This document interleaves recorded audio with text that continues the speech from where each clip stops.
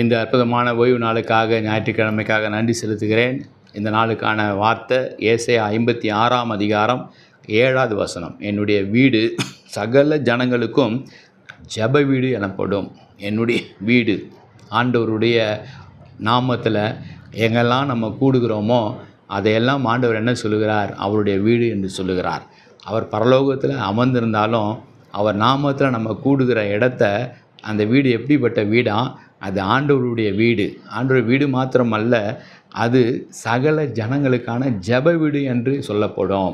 அந்த இடத்துல கூடி நம்ம வரும்பொழுது நமக்காகவும் நம்முடைய குடும்பத்துக்காகவும் நம்ம ஜெபிக்க போகிறோம். அது மாத்திரமல்ல, இந்த தேசத்தில் இருக்கிற சகல ஜனங்களுடைய ஆசீர்வாதத்துக்காகவும் ஜெபிக்கிற ஒரு ஜெப வீடாய் அது இருக்க வேண்டும் என்பது ஆண்டவருடைய விருப்பம். நம்ம இன்னும் அறியாத ஜனங்கள், இன்னும் துன்மார்க்கத்தில் இருக்கிற ஜனங்கள், இன்னும் தேவனை ஆராதிக்காத ஜனங்கள், இன்னும் நரகத்தை நோக்கி ஓடிக்கொண்டிருக்கிற ஜனங்கள், இன்னும் பாவத்தில் இருக்கிற ஜனங்கள் அநேகம் உண்டு. அநேக கொள்ளைகளையும் செய்கிறதையே தொழிலாக வைத்திருக்கிறவர்கள் உண்டு. அதையெல்லாம் நம்ம பார்க்குறோம். இத்தனை லட்சம் கொடுத்தால் மனிதனை கொலை செய்வதற்கு இன்றைக்கு ஆட்கள் இருக்கிறார்கள் என்பதெல்லாம் நம்ம பார்த்து கொண்டிருக்கிறோம்.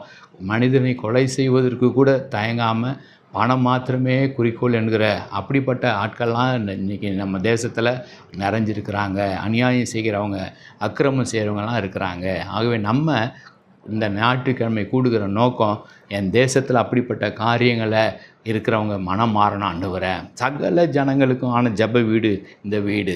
சகல உலகத்தில் உள்ள அத்தனை ஜனங்களுக்கும் சந்தோஷத்தை தரும்படி தான் இயேசு கிறிஸ்து இந்த உலகத்தில் வந்தார். இயேசு கிறிஸ்து ஏதோ ஒரு மதத்தை சார்ந்தவர் அல்ல.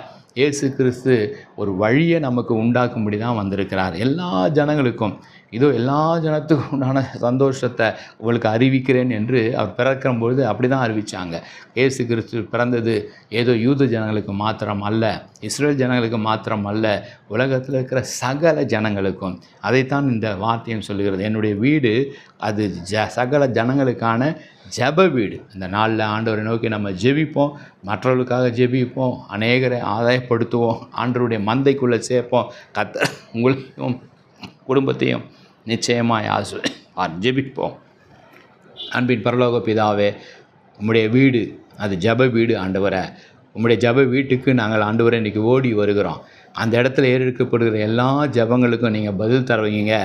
அங்கே ஏற்படுத்துகிற எல்லா விண்ணப்பங்களுக்கும் உங்களுடைய செவிகள் திறந்திருப்பதற்காக, அந்த ஸ்தலத்தை நோக்கி உங்களுடைய கண்கள் திறந்திருப்பதற்காக நன்றி ஆண்டவரே.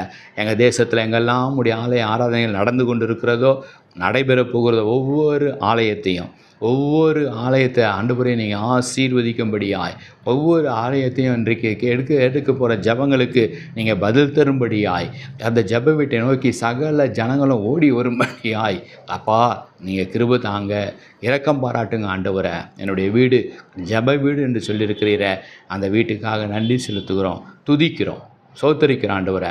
துதிக்கான மகிமை ஒருவருக்கே எடுக்கிறோம். இயேசு கிறிஸ்துவின் நாமத்தில் ஜெபங்களை நல்ல பிதாவே, ஆமேன். God bless you. இந்த நாள் ஞாயிற்றுக்கிழமை மத்தியானம் 1 மணிலேருந்து 1:30 மணி வரை 316 சேனலில் தேவனுடைய வார்த்தை 1/2 மணி நேரம் வருகிறது. அதை கேளுங்க, அநேகருக்கு அறிமுகப்படுத்துங்க. கர்த்தர் உங்களை ஆஸ்வதிப்பார். அதை போலவே மாலை வேளைகளிலும் ஜாய் டிவியில் 5 மணிலேருந்து 5:30 மணி வரை தேவனுடைய வார்த்தைகள் உங்களுக்காக வரும். கேட்டு ஆசீர்வாதத்தை பெற்றுக்கொள்ளுங்க, அறிமுகப்படுத்துங்க. இயேசுவின் ஜெபங்க நல்ல பிதாவே, ஆமேன். God bless you.